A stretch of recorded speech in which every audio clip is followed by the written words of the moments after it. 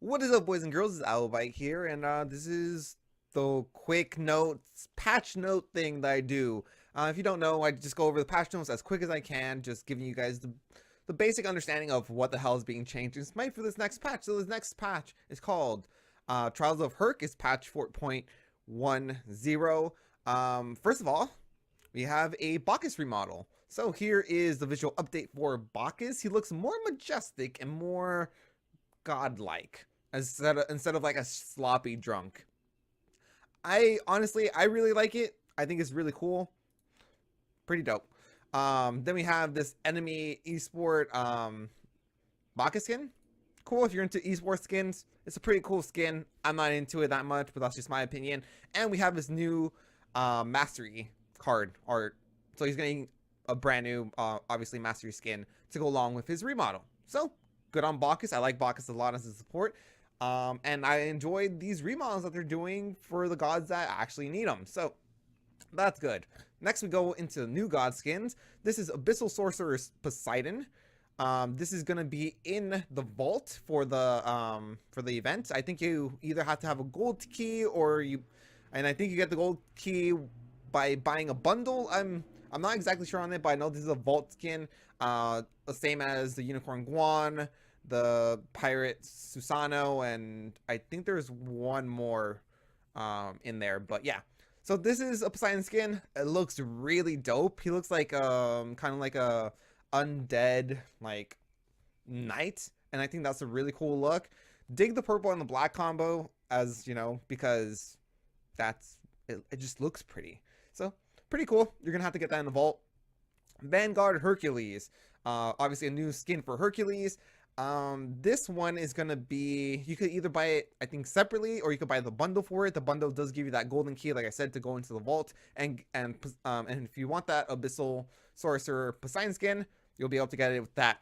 Overall, it's all right. It's kind of generic. It's a knight, big sword instead of a club, big bulky knight. I don't know, it reminds me a lot of Dark Souls. Not sure if there's any relationship to it, but there you go. Next, we have Eliminator Ravon. Now, this skin is pretty damn dope.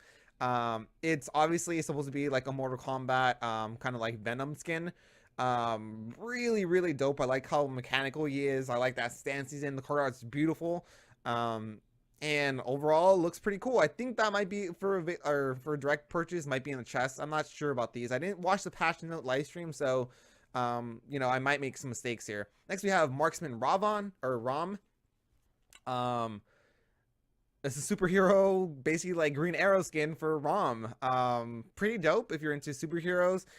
I think I'll skip out on this one, but that's just me personally, you know, again. Then we have Seductress Daji. Now, I mean, just look at her. Just look at her, right? Look at not look at her face. All right. I'm not trying to be weird here. All right. Overall, I really like it. It's an attractive skin. The short hair reminds me of Marilyn Monroe. I'm not sure if that's what they're going for. I mean, she has a mole as well. Pretty dope skin. I like it. I'm surprised she actually got a brand new skin right off the bat, though. Like, really surprised. Next, we have Poseidon getting a new emote, which is a Poseidon dance. I do not know how it looks like, but I'm sure it's pretty cool, I guess. Next, we have a new mode called Trials of King Hercules. I'm not sure. It says you're gonna go into the jungle and defeat monsters and gain loot. I'm guessing it's gonna be a different mode that they're adding on this patch, kind of like the Rumble Racer or the Valley of Victory for Nike. Something along those lines. Is obviously going to come with a bundle. The bundle is going to give you a loading screen, music theme, a jump stamp, a Vanguard Hercules, so the skin, Vanguard Hercules, and the gold key. The gold key is, again, to get that vault. And then they're obviously adding the Abyssal Sorcerer Poseidon to the vault, which is pretty damn dope. And next we have some bug fixes. Most of this is like range stuff. Oh, this like fixing description so abilities are more accurate. That's boring stuff. I'm going to skip over it. Next we're going into item changes. So with this patch, they're trying to kind of rebalance relics. So the first one is Bracer of Undoing. Basically, Bracer of Undoing wasn't getting played. They're trying to buff it. So they're increasing the damage loss time from 3 seconds to 5 seconds. That means Bracelet of Unknowing, or Bracelet of Undoing, if you didn't know, is an anti-burst item. Basically, they're increasing the time span that you can use it, so you could use it from any damage that you take in the last 5 seconds, which allows you to have a little more room to work with. Aside from that, it's also getting a decrease to cooldown, so it's going to go from 120 seconds to 100 seconds, which is fantastic, and it's going to increase the health and mana restored from 50 seconds to 50% to 60%, which is fantastic. I actually really liked this item when it came out. It sounded really cool. It just it just didn't do as much as Sunder did, because Sunder is so good right now, basically. So cool. It's a buff. It's a buff. It might be more playable, or it might be more usable now. We'll have to wait and see how things pan out. Having Wings decrease the cooldown from 150 seconds to 140 seconds. Again, this is a buff. And then the upgraded version, instead of 150 seconds, it's 110 seconds. So again, you're getting more use out of the rank 1, and then when you decide to upgrade it, the cooldown goes down on it. And again, these are more to incentivize the use of relics that weren't being used as much. And Heavily Wings was an item that previously was used quite a bit because of the benefits it provides to team fights, and it just kind of went away. Horrific Emblem, again, 150 to 130. This one causes a slow, and I think like the reduced attack speed and maybe healing or lifesteal. And then the upgrade version is 120 to 90 seconds. Fantastic. A buff, again, Phantom Veil, which is giving you that phantom ability to go through Odin cages and whatever other sort of cages, Kraken ults and stuff like that. So it's 180 seconds to 150 seconds at rank 1, 180 seconds to 130 seconds at rank 2. Fantastic. Sunder has been overperforming. Obviously, everyone uses it more or less. So they're decreasing the damage you take from it from 40 to 30, and then decreasing the damage per level from 14 to 12. So it's a nerf. Not a big nerf. I still think it's going to be a good item to use. But yeah. And then Upgrade Sunder, increase the cooldown from 100 to 120. Now, this is the one that I'm not exactly sure how I feel about it, because not only are they... I'm not sure if they're nerfing it. I think it's just staying the same, but they're increasing the cooldown instead of decreasing it. So I would have preferred it, the rank 1 Sunder to have 120, and then rank 2 to have that decreased cooldown instead of increasing the cooldown. Does that make sense? Death's Toll.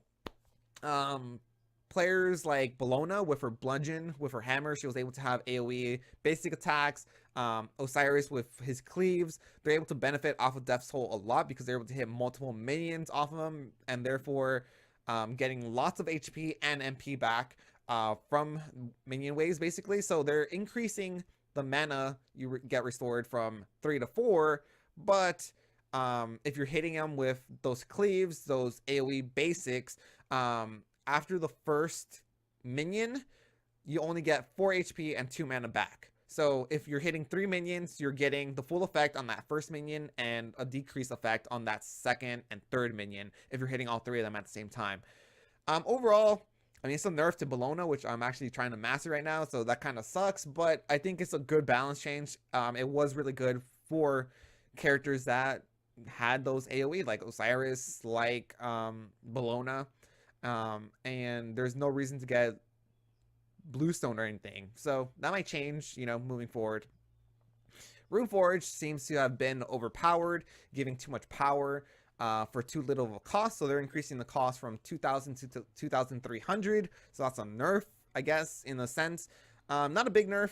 It's still going to be a good item. It's still relatively cheap, so you could buy that mid-game, and it has a good effect, so there you go. Now with 2 god changes. So Dodge has been underperforming. Who would have guessed? I did. So they're giving her little tweaks to help her perform a little bit better. Horrible Burns now applies a slow, so that's her 1, and it scales from 10% all the way to 30% at full rank. That's fantastic in my opinion, because the thing is, it was really easy to get away from Dodgy, and her abilities just take too long to do damage, so allowing you to get that slow and then maybe do 1,000 cuts to follow up with the damage seems like a pretty good pretty good solution. Also, 1,000 cuts, increasing the base damage per rank from 115 to 95, from 15 to 115. And then I'm not sure what this means. But anyways, I guess this is a total. So like the total amount of yeah, because it's 4 attacks. So this is per attack, and then the whole ability, if you hit everything, it's 60 to 380 to 60 to 460. So that's the 80 base power, you know, buff, which is fantastic. I think it's still pretty easy to get away from her, and it's easy to not confirm that, but it's still really good. Also increase the physical power scaling from 20% to 30%, which is fantastic. And now you're knock up immune while channeling. So that means if you're using your ability and a Bacchus bounces on you, you won't get knocked up and cancel out of that ability. Or if Geb uses Shockwave to, you know, bounce you up, basically you can't get knocked up out of the ability anymore, which is fantastic. Trickster Spirit reduce the post-time fire from 0.2 seconds to 0 seconds, which means you'll just be able to cast it faster. And then Paolo, they're increasing the duration of shooting time from 3 seconds to 5 seconds, increasing the deployable, so increasing the time you could be on the Paolo from 7 seconds to 9 seconds. And aside from that, you're now allowed to cancel out the ult, which means you could escape early if, you know, if you need your ult to kind of not take damage and then escape right away, you could do that. Before you had to wait on top of your ult until it ran out. Now it gives you a chance to try to escape before that. So you could basically just kind of try to mess with, you know, it's kind of hard to explain. You could mess with their time frame that they have to work with. They're like, okay, in 7 seconds she'll be down here and we'll kill her. Now it's like, oh, she might leave like now, or she might leave in 9 seconds. So it just gives you a better or more time to kind of work with and wait for a gap, I guess. Fafnir, he's been really aggressive, and he provides well, he's aggressive, and he's able to really help out a team. So they're making adjustments so to nerf his early game and make him more of a mid to late game god. So the first nerf, I guess, is Curse Strength. They're decreasing the damage from 100 to 260 to 80 to 260. So early game, instead of getting 100 damage off of it, you're getting that 80. But by late game, you will be hitting normal stats. So you'll still be doing 260 at the end at, you know, full rank. Course, decrease the self heal from 50 to 170 to 50 to 150. Again, kind of nerfing it. You still get that 50 in base, but then your second rank loses 5, your third rank loses 10, your yeah, so you lose about like 20 at the end, so not bad. Also increase the mana cost from 50 at all ranks to 50 to 70, scaling up. Ganesh does a lot of damage, especially his ult's able to secure objectives really well because of the fact that it does a bunch of damage. So they're now dealing with that by his ult.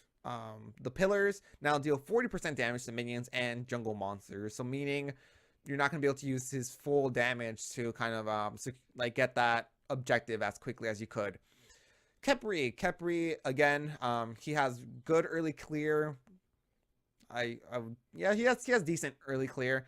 And then he provides you late game and mid game with a lot of protections, and aside from protections, his revive. So they're making him, again, transferring him from a pretty okay all game god to, all right, he's not, he loses some early clear early game and want to transition him more to a mid to late game god. So Rising Dawn, which is his is his clearing ability, reduces damage from 12 to 24 to 10 to 22. It's not a big nerf, but just enough to kind of not make him still effective at clearing. And Neef has not been played a lot because of the fact that the meta has changed more toward hunters with buffs with self buffs like, or steroids as they're called, like Rom, Izzy. They just have attack speed in their kit. Corn. So now they're adding a little bit. I don't think this is gonna do much, to be honest. Neef is my hunter of choice. They're increasing the damage off the backflip. Who the hell uses the backflip to really do damage though? From 60 to 220, it's from 80 to 280 to 240. So they're giving it a 20 damage increase buff. Again, not too bad, but not too good as well. World Weaver, which is their alt, increasing the duration, the stun duration from 1.1 to 1.5 to 1.5 at all ranks, meaning your stun is going to be the same length from rank 1 to rank 5. Anyways, that has been the patch notes. Let me know what your thoughts are on it. Is it good? Do you not like something? Leave that down in the comments below, and I'd like to chat to you guys about it. Anyways, I hope you guys enjoyed, and for any more Smite content, check out my channel and subscribe here. Anyways, take care, guys, and I'll see you on the next one. Later.